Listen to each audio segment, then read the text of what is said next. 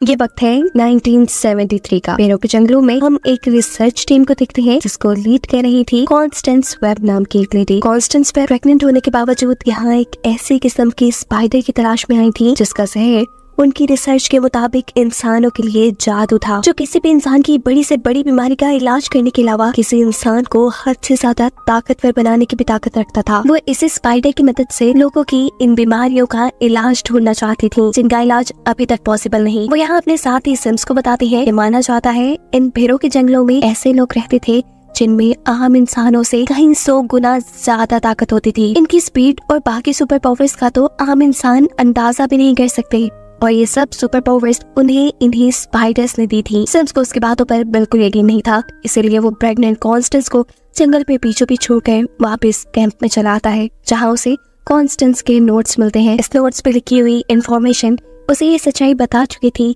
कि कॉन्स्टेंस बिल्कुल सच बोल रही थी। वो कॉन्स्टेंस के सभी नोट्स की पिक्चर्स बना लेता है, और इससे पहले कि अब वो कॉन्स्टेंस के पीछे जाता, बहुत ही खुशी से चिल्लाती हुई कॉन्स्टेंस यहाँ आती है क्योंकि उसकी तलाश खत्म हो गई थी। उसे वो स्पाइडर मिल चुका था जिसका जहर किसी का भी इलाज कर सकता था। उसकी खुशी देखने वाली थी। वो एक्साइटेड होकर अपने टीम मेंबर्स को वो स्पाइडर दिखा रही थी कि तभी पीछे से सिम्स अपने ये टीम के 2 मेंबर्स को गोलियां मार के खत्म कर देता है। कॉन्स्टेंस को समझ नहीं आ रहा था कि सिम्स ने ऐसा क्यों किया। तभी सिम्स उसके सामने आता है और कहता है, ये जार शराफत से मेरा वाला कर दो, ये स्पाइडर सिर्फ मेरी है और इसका इस्तेमाल सिर्फ मैं ही करूंगा। वो लगातार कॉन्स्टेंस से स्पाइडर वाला जार छीनने की कोशिश में था। इस सारी लड़ाई में सिम्स के हाथ में मौजूद गन चल जाती है जिससे कॉन्स्टेंस अब जख्मी हो चुकी थी। ये सेल्फिश इंसान सिम्स ये भी ख्याल नहीं करता कि कॉन्स्टेंस जख्मी है और प्रेग्नेंट है। वो बस उसके हाथ से स्पाइडर वाला जार लेता है और उसे मरने के लिए यही अकेला छोड़कर वापस चला जाता है। कॉन्स्टेंस बिल्कुल मरने वाली थी और इस टाइम कॉन्स्टेंस की जान बचाने के लिए एंट्री करते हैं उसी ट्राइब के लोग जिसकी कहानी कॉन्स्टेंस सिम्स को सुना रही थी। कॉन्स्टेंस को उठाकर वो एक गार में बने तालाब में ले जा चुके थे। यहाँ वो एक स्पाइडर को उसे कटवा कर उसका इलाज करना चाहते थे, लेकिन कॉन्स्टेंस की हालत बिगड़ती जा रही थी क्योंकि अब वो वक्त भी आ गया था जब वो अपने बच्चे को जन्म देती। कॉन्स्टेंस के पास इस टाइम एक बेटी पैदा होती है जिसका नाम वो लोग केसी रखते हैं। केसी के पैदा होने के बाद कॉन्स्टेंस की हालत और भी बिगड़ चुकी थी। इस टाइम पर उस ट्राइब का लीडर जो अभी कॉन्स्टेंस का इलाज कर रहा है, वो उससे वादा लेता है कि जब ये लड़की अपने सवालों के साथ यहाँ वापस आएगी तब तक मैं इसका इंतजार करूंगा। सीन्स अब यहीं से कट हो जाते हैं और हमें प्रेजेंट का यानी 30 साल बाद का वक्त दिखाया जाता है, जहाँ पर केसी अब बड़ी हो चुकी है और वो पैरामेडिक के लिए काम करती है। इन लोगों का इमरजेंसी में इलाज करना उसकी जॉब है। इस इमरजेंसी वैन में उसका कलीग है बेन केसी को अपने भाई और उसकी वाइफ के बेबी शावर में इनवाइट करता है, जिसके लिए केसी मान चुकी थी। ड्यूटी ऑफ होने पर केसी अपने घर आती है और हर रोज की तरह अपने बेड के नीचे से अपनी मॉम का सूटकेस निकालकर उनकी चीजें देखना शुरू कर देती है, उनकी रिसर्च नोट्स वगैरह। अभी वो ये सब देख रही थी कि तभी उसे बेन की इमरजेंसी कॉल आ जाती है। शहर में ब्रिज के पास एक बहुत बुरा एक्सीडेंट हुआ था। एक गाड़ी पुल से आधी नीचे लटकी हुई थी जिसमें एक आदमी फंस चुका था। केसी उस गाड़ी के अंदर जाकर बेन की मदद से उस आदमी की तो जान बचा लेती है, लेकिन बदकिस्मती से वो खुद इसी गाड़ी में लॉक हो चुकी थी और गाड़ी के डिसबैलेंस होते ही वो पानी में गिर जाती है। पानी के अंदर जाते ही उसकी आंखें खुली थी। उसे पहले ही मर्तबा अपने इर्द गिर्द इतने सारे चमकते हुए वेब्स देखे थे। ये वेब ऑफ लाइफ थे। ये वेब ऑफ लाइफ यहाँ केसी को उसका फ्यूचर दिखाते हैं। उसके अगले लम्हे में क्या होने वाला था केसी यहाँ देख चुकी थी। इससे पहले कि वो कुछ रिएक्ट करती, यहाँ अचानक उसकी आंख खुलती है और वो देखती है कि वो पानी से बाहर आ चुके हैं। उसे रेस्क्यू करने वाला बेन था जो उसे बता रहा था कि तुम 3 मिनट तक पानी में रही हो केसी। अब वो किसी को चेक करता है और देखता है कि अचानक से केसी का ऑक्सीजन लेवल 79 से बढ़कर 89 पे चला गया है। यही चीज एक और मर्तबा रिपीट होती है और केसी बेन से पूछती है, अभी तो तुमने मेरा ऑक्सीजन लेवल चेक किया था। लेकिन बेन ये सब पहली मर्तबा कर रहा था और उससे पहले जो ये सब हुआ वो केसी ने अपने माइंड में देख लिया था। केसी को लगा कि ये सब उसका इल्यूजन है, इसीलिए वो उठ के यहाँ से चली जाती है। सीन कट होकर हमें अब सिम्स को दिखाया जाता है। सिम्स एक बहुत ही अमीर इंसान बन चुका है और वो आज एक सिक्योरिटी में काम करने वाली लेडी को अपने घर लेकर आया है। ये लोग यहाँ कुछ टाइम स्पेंड करने के बाद सो जाते हैं और सोते हुए सिम्स को एक ख्वाब आता है। वो देखता है कि 3 स्पाइडर सूट पहने हुए लड़कियां उससे उसके स्पाइडर को लेने के लिए लड़ रही है और ऐसा करते हुए वो उसे मार देती है। ये ख्वाब देखते ही सिम्स डर कर उठ गया। असल में वो स्पाइडर आज भी उसके पास थी। सिम्स ने क्योंकि उस स्पाइडर से अपने आप को कटवा लिया था, इसलिए फ्यूचर देखने की सुपर पावर्स सिम्स के पास भी आ चुकी थी। हर रात सिम्स को उसके फ्यूचर का इल्यूजन आता था कि किस तरह 3 लड़कियां आकर उसे मार देंगी। इसलिए सिम्स ये दिन आने से पहले ही उन तीनों लड़कियों को मरवाना चाहता है। ऐसे में काम आएगी उसके पास लेटी हुई वो सिक्योरिटी एजेंसी की एक लेडी, जिसे वो यहाँ झांसा देकर उसके नए बनाए सॉफ्टवेयर का कोड पूछ लेता है, जिसकी मदद से किसी भी इंसान को उसके फेस के जरिए ढूंढा जा सकता था। कोर्ट पता चलते ही वो इस लेडी का हाथ पकड़ के उसकी बॉडी में अपने अंदर का जहर इंजेक्ट करके उसे मार देता है। हम देखते हैं कि आज कैसे बन के घर आई थी। यहाँ बेबी शॉवर चल रहा था और सभी लोग बैठे हुए बेबी जेंडर गेस कर रहे थे। उसी टाइम अचानक ही एक लड़की कहती है चलो बेबी का जेंडर तो गेस करें। उसकी बात सुनकर केसी उसे कहती है अभी तो ये हमने किया। केसी की ये बात सभी लोगों को अजीब लग रही थी। मतलब इस मर्तबा भी उसने आने वाला पल पहले ही देख लिया था। इससे पहले कि वो यहाँ कुछ समझ पाती उसे बेन एक इमरजेंसी के लिए बुला के यहाँ से ले जाता है। इमरजेंसी पे वो देखती है कि उसी के को-वर्कर का एक्सीडेंट हो गया है जिसकी वो जान बचाने की कोशिश कर रही थी, लेकिन अगले ही पल उसे अपना वही को-वर्कर ट्रक की तरफ जाता हुआ दिखाई दे रहा था। वो उसे रोकने की भी कोशिश करती है लेकिन को-वर्कर ट्रक में बैठ जाता है। लम्हा गुजरते ही उसके ट्रक का एक्सीडेंट होके उसकी बिल्कुल वैसे ही मौत हो जाती है जैसे कैसी ने अभी कुछ देर पहले देखी थी। और इस वाक्य के बाद केसी समझ जाती है कि उसे ऊट-पटांग के इल्यूजन्स नहीं आ रहे बल्कि वो किसी वजह से फ्यूचर देख पा रही है। केसी उन लम्हों को पहले ही देख लेती है जो कुछ देर बाद होने वाले होते हैं। सीन के टॉक एसेंस को दिखाया जाता है जो सिक्योरिटी सॉफ्टवेयर को अपनी हैकर के जरिए हैक करवा चुका था। इसी सिक्योरिटी सॉफ्टवेयर की मदद से उसे न्यूयॉर्क के हर सिक्योरिटी कैमरे का एक्सेस मिल जाता है और अपनी इन्हीं हैकर के जरिए वो इन तीनों लड़कियों की तस्वीर भी बनवा लेता है जो रोज उसके ख्वाब में आती थी। इन लड़कियों की एज देखते हुए सिम्स ये बात समझ चुका था कि अभी ये लड़कियां यंग हैं, इन्हें इनकी बॉयफ्रेंड नहीं मिली। सिम्स का ख्याल था कि इन्हें छोटी उम्र में ही पावर्स मिलने से पहले ही मार दिया जाए ताकि पावर्स मिलने के बाद उसके लिए काम मुश्किल ना बन जाए। यहाँ अपने लिए की मौत पे परेशान केसी अपने घर पर थी।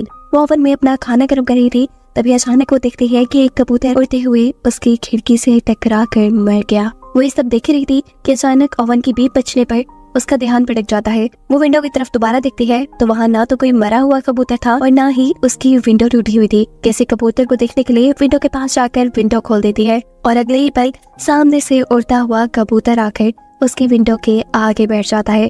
केसी की विंडो खोलने की वजह से वो कबूतर मरने से बच गया था और इस वाक्य से केसी को ये बात समझ आ गई थी कि वो जो फ्यूचर देखती है वो उसे बदल भी सकती है। उसे अब ये रिग्रेट होने लगा था कि वो अपनी क्लेग की मौत को रोक भी सकती थी, लेकिन वो ऐसा नहीं कर पाई। वो ये सारी चीजें बेन से शेयर करना चाहती थी, इसलिए वो घर से निकलकर मेट्रो स्टेशन आ जाती है जहां हम दिख रहे हैं कि सिम्स पहले से ही मौजूद है क्योंकि सिम्स को उसकी हैकर ने बताया है कि वो तीनों लड़कियां जिसे सिम्स मारना चाहता है वो इस टाइम मेट्रो स्टेशन में है। यहाँ किसी भी जो इन तीनों लड़कियों की ट्रेन में बैठी हुई थी वो इन तीनों लड़कियों का चेहरा देखते ही उनकी मौत देख लेती है। जो आदमी केसी के ख्याल में इन तीनों लड़कियों को मार रहा था यानी सिम्स, उसे वो अब सामने वाले अपार्टमेंट से ट्रेन के इस अपार्टमेंट में आता हुआ भी देख लेती है। वो इन तीनों लड़कियों को जल्दी से यहाँ से उठाती है और ट्रेन से बाहर निकाल लेती है। बाहर निकलते ही लड़कियां तो उसकी बात समझ ही नहीं पा रही थी। वो ट्रेन के अंदर सिम्स को देखती है जो इन तीनों लड़कियों के ऊपर नजर रखे हुए था। किसी इन तीनों से कहती है जल्द ही तुम तीनों को इस स्टेशन से बाहर निकलना होगा, लेकिन ये तीनों उसकी एक नहीं सुनती और शोर कर करके लोगों को यहाँ बुलाना शुरू कर देती हैं। इससे पहले कि यहाँ कोई आता कैसे इन तीनों को स्पाइडरमैन जैसा सूट पहने हुए आदमी को इनकी तरफ आता हुआ दिखाते हैं। वो आदमी तेजी से इन तीनों की तरफ बढ़ा था, इसलिए कैसी इन तीनों को लेकर एक ट्रेन के अंदर चढ़ जाती है और अब वो आदमी भी इस ट्रेन के ऊपर ही आ चुका था। इस आदमी से बचाने के लिए कैसी इन तीनों को अब ट्रेन से निकाल कर ग्राउंड फ्लोर पर ले आई थी, लेकिन वो जानती थी कि वो आदमी अभी तक उनके पीछे है। वो इन तीनों को मेट्रो स्टेशन से बाहर ही ले जाने वाली थी कि पुलिस ऑफिसर्स उसे पकड़ लेते हैं। इतने में सिम्स जिसने स्पाइडर का सूट पहना हुआ था वो भी इन तीनों के ऊपर हमला करने के लिए आ जाता है। यहाँ पुलिस जब सिम्स को रोक रही थी, केसी मौके का फायदा उठाते हुए इन तीनों को ही इनकी जान बचाने के लिए लेकर इस मेट्रो स्टेशन से बाहर आ जाती है। केसी बाहर आते ही एक टैक्सी चुराती है ताकि तेजी से ही वो इन तीनों को साथ में की पहुंच से दूर कर सके। फाइनली ये लोग सिम्स से तो काफी दूर आ चुके थे, लेकिन खतरा पूरी तरह टला था या नहीं ये बात अभी इन्हें मालूम नहीं थी। केसी इन तीनों से इनके नाम पूछती है और बातों ही बातों में किसी को ये मालूम होता है कि अभी तीनों लड़कियों के ही पेरेंट्स इस शहर में नहीं है। वो लोग ये बातें कर रहे थे कि तभी रेडियो पे लगी हुई न्यूज उनका ध्यान भटका देती है, जहाँ बताया जा रहा था कि 3 लड़कियों को किडनैप करने वाली लेडी की पहचान केसी वेब के नाम से हुई है। यानी अब इनके पीछे सिम्स के साथ साथ पुलिस भी लग चुकी थी और इस सारी सिचुएशन से बचने के लिए केसी अब तीनों ही लड़कियों को लेकर करीब पेरू के जंगलों में आ जाती है। जंगल में क्योंकि कोई कैमरास नहीं लगे हुए थे, इसीलिए सिम्स की हैकर भी इन तीनों की लोकेशन नहीं देख पाती और ना ही पुलिस केसी की लोकेशन। जंगल में आने पर बातें करते हुए इन्हें पता चलता है कि ये तीनों लड़कियां कभी ना कभी केसी से मिली थी। ये तीनों इस टाइम सवाल करके केसी को मार देती हैं कि आखिर तो हमें यहाँ लेकर क्यों आई। तब केसी इन्हें बताती है कि मुझे फ्यूचर दिखता है और मैंने फ्यूचर में तुम्हारी मौत तो साथ में क्या तो देख ली थी। उसके बाद कहते ही मेडी नाम की लड़की हंसने लगी थी, लेकिन मेडी की हंसी को सारे इग्नोर कर देते हैं और जूलिया कहती है वो आदमी किसी स्पाइडर की तरह छत पे चल रहा था। उसके इसी जुमले ने किसी का दिमाग ठनका दिया था। किसी को अब अपनी मॉम के नोट्स में लिखी हुई चीजें याद आने लगी थी, इसलिए वो इन तीनों से कहती है मैं 3 घंटे में वापस आ जाऊंगी, लेकिन 3 घंटे तक तुम तीनों यहाँ से हिलने की कोशिश भी मत करना। वो फौरन अपने घर जाकर अपने मॉम के नोट्स खोलती है। इस डायरी में उस स्पाइडर ट्राइब के लोगों के बारे में लिखा था जिन्हें हम पास्ट में देख चुके हैं। ये लोग दीवारों और छतों पे चलने के साथ साथ फ्यूचर देखने की भी ताकत रखते थे। फ्यूचर तो किसी को भी नजर आ रहा था, इसलिए वो दीवार पे चढ़ने की कोशिश करती है ये जांचने के लिए कि कहीं वो भी तो स्पाइडर ट्राइब से तो नहीं, लेकिन वो इस चीज में नाकाम हो जाती है। इसी सूटकेस में किसी को उसकी मॉम के साथ सिम्स का फोटो नजर आ जाता है और वो यहाँ सिम्स को पहचान भी गई थी कि वही आदमी है जो इन तीनों लड़कियों को मारना चाह रहा था। वो तीनों लड़कियां जो इस टाइम जंगल में थी, आराम से वो थोड़ी न रह सकती थी, भूख के मारे इनकी जान निकल रही थी। इसीलिए ये तीनों जंगल से निकलकर पास के एक कैफेटेरिया में आ जाती हैं और शहर के रिडान में आते ही सिम्स की हैकर को उन तीनों की लोकेशन पता चल जाती है। किसी भी अब वापस गाड़ी लेकर जंगल में आ गई थी, लेकिन जंगल में आते ही वो दिखती है कि तीनों लड़कियां यहाँ से गायब है। वो पैरों के निशानों का पीछा करते हुए एक कैफेटेरिया में पहुंचती है जहाँ वो तीनों लड़कियां मिलकर डांस कर रही थी। किसी को देखते ही ये तीनों किसी से माफी मांगती हैं और इससे पहले कि किसी इन तीनों को यहाँ से लेकर चली जाती, सिम्स स्पाइडर सूट पहने यहाँ पहुंच जाता है। वो एक एक करके इन तीनों का गला घोट के इन्हें मार चुका था और अगले ही पल उसने केसी का भी गला पकड़ लिया था। इससे पहले कि केसी मर जाती, अचानक ही सब कुछ खत्म हो जाता है। केसी अभी भी जंगल में खड़ी हुई थी और वो ये बात समझ गई थी कि उसने जो भी देखा वो फ्यूचर में होने वाला था। इन लड़कियां अब खतरे में थी और केसी पे उनकी जान बचाना फर्ज हो गया था। वो जल्द से जल्द उन तक पहुंचना चाहती थी, इसलिए उनके कदमों के निशानों को फॉलो करते हुए वो भी कैफे तक पहुंच जाती है। लेकिन बदकिस्मती से केसी के वहां पहुंचने से पहले ही सिम्स वहां पहुंच चुका था। लड़कियों की जान बचाने के लिए केसी होटल का कांच तोड़ते हुए अपनी गाड़ी अंदर ले आई थी। वो इसी गाड़ी से जोर से सिम्स को हिट करती है और तीनों लड़कियों को गाड़ी में बैठने का इशारा करती है। जिस वक्त केसी तीनों लड़कियों को बचाकर यहाँ से निकलने वाली थी, सिम्स ने किसी तरह केसी का हाथ पकड़ लिया था। ऐसे किसी का हाथ पकड़कर वो अपना जहर केसी के अंदर इंजेक्ट कर रहा था। केसी तो इन तीनों लड़कियों को बचाकर वहाँ से ले गई थी, लेकिन दूसरी तरफ सिम्स की हैकर उसे खबर देती है कि केसी वेब जो कि तीनों लड़कियों को बचा रही है वो कॉन्स्टेंस वेब की बेटी है। और ये सुनते ही उसका दिमाग हिल चुका था। किसी तीनों लड़कियों को फिलहाल के लिए तो एक होटल में आई थी, लेकिन तीनों ही लड़कियों के पेरेंट्स नहीं थे। वो इतनी बड़ी जिम्मेदारी खुद भी नहीं ले सकती थी, इसलिए वो तीनों लड़कियों को पुलिस स्टेशन छोड़ने का फैसला करती है। लेकिन इसमें भी एक प्रॉब्लम था। आनिया इलीगली न्यूयॉर्क में रह रही थी। उसके डैड को यहाँ की गवर्नमेंट पहले ही डिपोर्ट कर चुकी थी और अगर पुलिस को पता चला कि आनिया यहाँ है तो आनिया को भी डिपोर्ट कर दिया जाएगा। मजबूरन केसी उन्हें इस होटल में रुकने की ही इजाजत दे देती है और खुद इन तीनों के सो जाने के बाद जाती है उसी कैफे में जहाँ सिम्स ने उस पर हमला किया था।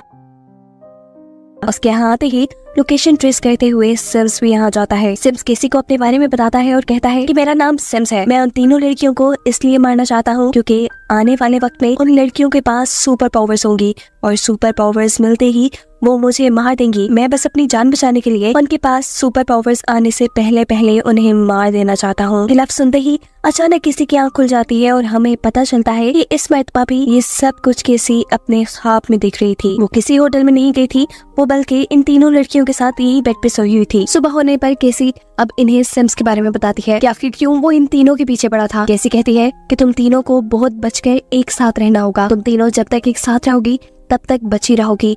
वो आदमी बहुत अजीब है। वो अपने हाथ से जहर इंजेक्ट करने की ताकत रखता है। वो जितनी देर तक तुम्हारे जिस्म के किसी भी हिस्से को पकड़ कर रखेगा, अपना जहर तुम्हारे अंदर इंजेक्ट करता रहेगा। जहर के इंजेक्ट होते ही तुम्हारी धड़कनें रुकना शुरू हो जाएंगी और अगर कभी ऐसी सिचुएशन आ भी जाए तो तुम तीनों अपने साथियों को बचा सकते हो सीपीआर देकर। इसीलिए केसी इन्हें सबसे पहले सीपीआर देना सिखाती है और सीपीआर के साथ साथ वो यहाँ मुश्किल वक्त में काम आने वाली कई और भी ट्रेनिंग दे चुकी थी।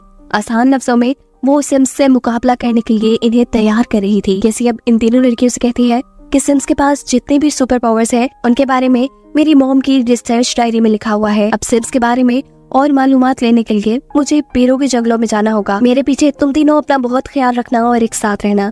ये कहकर वो यहाँ से निकल जाती है।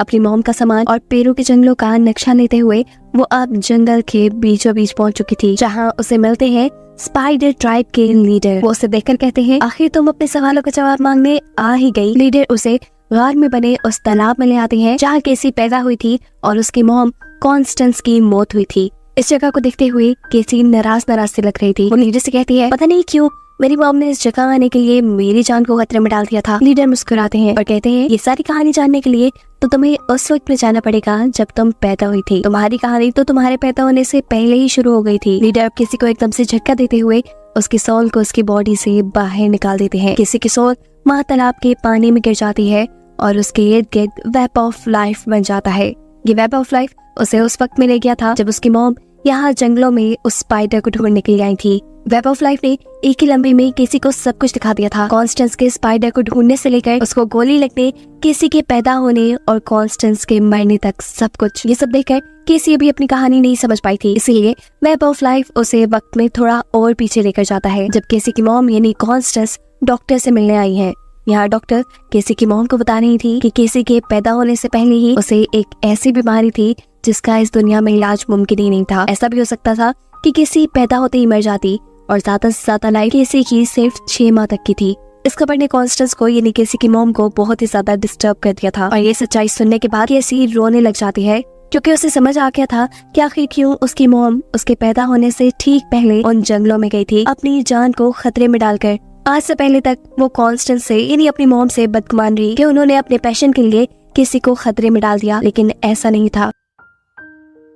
ये सोचते हुए ही अचानक उसकी सोल उसकी बॉडी में वापस आ जाती है। वो अभी तक शौक में थी कि आखिर ये सब लीडर ने कैसे कर दिया। वो इससे सवाल भी कर लेती है, लेकिन लीडर बताते हैं कि ये सब मैंने नहीं बल्कि तुम्हारी पावर्स ने किया है, वो पावर्स जिनका तुम्हें अब अंदाजा होने लगा है।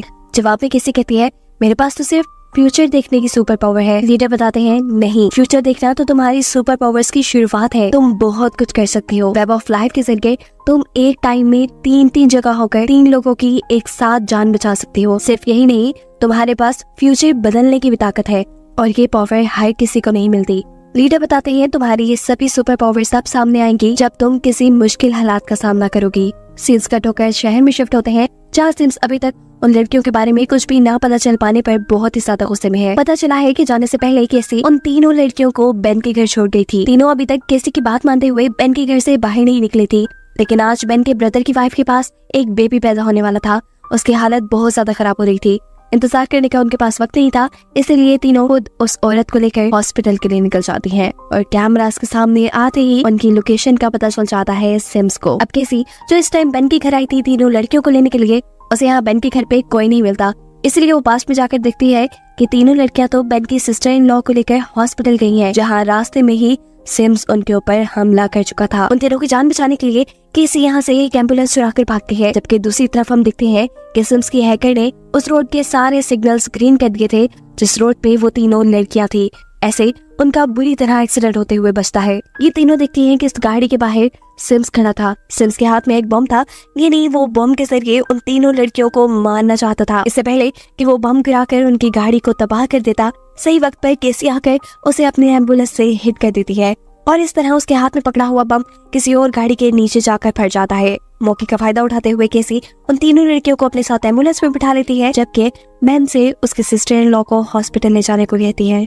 सिम्स ये चीज देख चुका था कि वो 3 लड़कियां एम्बुलेंस में भाग रही है, इसीलिए वो एम्बुलेंस के ऊपर चढ़ जाता है। ये देखते हुए केसी पीछे आने से कहती है कि वहाँ इलेक्ट्रिक इम्पल्स मशीन होगी, उसे उठाकर छत पे लगा दो। उसके ऐसा करने से ऊपर खड़े हुए सिम्स को बुरी तरह करंट लगता है और वो उनकी एम्बुलेंस से नीचे गिर जाता है। किसी एम्बुलेंस को लेकर आगे चली जाती है, लेकिन एक अंडरपास के नीचे उनकी एम्बुलेंस रुक चुकी थी और अब अगले 5 मिनट में क्या क्या होने वाला था ये सब केसी अपने फ्यूचर देखने वाली सुपर पावर से पता चला लेती है। उसे लीडर की बातें याद आती है कि वो फ्यूचर भी बदल सकती है। यही सोचते हुए वो एम्बुलेंस का रेडियो यूज करती है और मेडिकल इमरजेंसी का बहाना कहते हुए यही करीब एक बिल्डिंग के पास एक हेलीकॉप्टर बुलाती है। इस टाइम ये लोग फायर क्रैकर्स बनाने वाली एक फैक्ट्री के पास थे। केसी इन तीनों को लेकर उस फैक्ट्री के अंदर आ जाती है और यहाँ ये लोग सिम्स के लिए जाल बिछाना शुरू करते हैं। सिम्स जैसे ही उनके पीछे इस फैक्ट्री के अंदर आता है, उनके बिछाए फायर क्रैकर्स के जाल में फंस जाता है। एक के बाद एक वहाँ बहुत से फायर क्रैकर्स फटते हैं जो सिम्स का ध्यान अपनी तरफ लगा चुके थे। मौके का फायदा उठाते हुए केसी उन 3 लड़कियों को लेकर इस बिल्डिंग की छत पे आ चुकी थी जहां हेलीकॉप्टर आने वाला था। वो इन 3 लड़कियों को सेफली हेलीकॉप्टर में बिठाकर यहां से भगाने की कोशिश में थी, पर केसी के इस प्लान को नाकाम करने के लिए यहाँ पे सिम्स आ चुका था। उसका ध्यान भटकाने के लिए केसी उसे लड़ती है और ये लोग लड़ते लड़ते एक बिलबोर्ड के टावर पे चढ़ जाते हैं जहाँ अब सिम्स केसी को पकड़ चुका था। वो केसी का गला पकड़ते हुए अपने जिस्म का जहर उसके अंदर इंजेक्ट कर रहा था। केसी मरने वाली थी, वो मुश्किल में थी। ये सब वो तीनों लड़कियां नहीं देख पाती और उसकी जान बचाने के लिए उसके पीछे आती है। लेकिन सिम्स यहाँ बड़ी ही आसानी से इन अनट्रेन्ड तीनों लड़कियों से लड़ता है और उन्हें 3 अलग-अलग जगह फेंक देता है। उसके इस हमले से वो तीनों लड़कियां ऐसी जगह फंस चुकी थी कि वहाँ बस उनके करीब मौत ही थी। और ये देखकर सिम्स हंसने लग जाता है और केसी से कहता है, बताओ अब तुम 3 अलग-अलग जगह जाकर एक ही वक्त में इन तीनों को कैसे बचाओगी। उसकी ये बात कहते ही किसी के कानों में लीडर की वो बात गूंजी थी कि अगर जब तुम किसी को बचाना चाहोगी तो तब तुम एक वक्त में कई जगह भी हो सकती हो। इस चीज का एहसास होने पर वो अपनी सुपर पावर्स का यूज करती है और वेब ऑफ लाइफ के जरिए उसी के जैसी बहुत सी और केसी बनकर उन तीनों लड़कियों को बचाने के लिए पहुंच जाती है। ये देखते हुए तो सिम्स भी परेशान हो चुका था। वो केसी को रोकने के लिए उसे एक पंच मारता है, पर केसी इस मर्तबा हार मानने वाली नहीं थी। वो आहिस्ता आहिस्ता सिम्स को उस जगह पर ले जाती है जहाँ फ्यूचर में उसने सिम्स की मौत देखी थी। उस जगह पहुंचते ही सिम्स के ऊपर एक बड़ा सा जाल गिर जाता है जिसमें वो फंस चुका था और उसके फौरन बाद उसके ऊपर एक बहुत बड़ा सा बिलबोर्ड गिरने पर उसकी मौत भी हो जाती है। फाइनली केसी ने और तीनों लड़कियों को बचा लिया था उनके दुश्मन को मारकर। लेकिन बुरा यह हुआ था कि बिलबोर्ड के गिरने की वजह से केसी खुद भी लड़खड़ाकर पानी में गिर चुकी थी। हम देखते हैं कि केसी की बॉडी से एक लाइट निकली है और अब वो पानी में डूबती जा रही थी। इस टाइम पर केसी को बचाने के लिए वो तीनों लड़कियां पानी में जम कर देती हैं। मुश्किल से वो केसी को पानी से निकालकर बाहर लेके आती है तो देखती है कि उसको सांस आना भी बंद हो गया था। ऐसे में ये लोग केसी के सिखाए तरीके से उसे CPR देती हैं। ऐसा कहते ही कुछ ही देर में केसी के दिल की धड़कन दोबारा चलना शुरू हो चुकी थी। वो फाइनली होश में आ चुकी थी। लेकिन फिर से एक बुरी खबर कि अब केसी देख नहीं सकती थी। उसे कुछ भी नजर नहीं आ रहा था। वो ब्लाइंड हो चुकी थी और साथ में उसकी बॉडी भी इस एक्सीडेंट की वजह से पैरालाइज हो चुकी थी। हॉस्पिटल में जब नर्स केसी से इन तीनों लड़कियों के बारे में पूछती है तो केसी कहती है कि ये तीनों मेरी फैमिली है और ये सुनकर ये तीनों ही खुश हो जाते हैं। इस हादसे ने बेशक केसी को पैरालाइज कर दिया था, लेकिन इसी हादसे ने उसको उसकी सारी सुपर पावर्स भी दे दी थी। हैरानी पर केसी इन तीनों लड़कियों को बताती है कि बेशक अब मैं कुछ देख नहीं सकती, लेकिन मुझे फ्यूचर अब बिल्कुल साफ नजर आ रहा है। मैं तुम तीनों को पावर मिलने के बाद दुश्मनों से लड़ते हुए देख रही हूँ। तुम्हारे पास इतनी पावर है कि जिसका तुम अंदाजा भी नहीं कर सकते और तुम कभी दुश्मनों से नहीं हारी। वो इन तीनों को भी फ्यूचर की झलक दिखाती है जिसमें इन तीनों के पास ही सुपर पावर्स थी और खुद केसी एक मेडिमे वेब थी। और इसी फ्यूचर की झलक को दिखाते हुए ये कहानी यहाँ खत्म हो जाती है।